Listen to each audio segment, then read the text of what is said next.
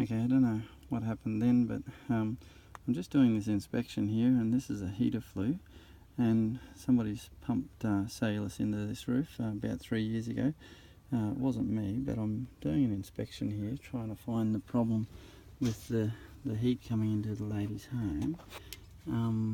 And I just notice this this here, so you can see down in here, you can see there's actually cellulose fibre sitting right up against that heater flue there. Let me just put the lights on there.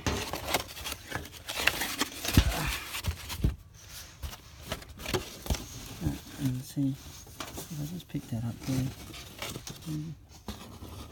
It's not burnt or anything there. You can see that there. It's been sitting against there for 3 years and obviously not burnt, but I'll ask them whether they've used the heater.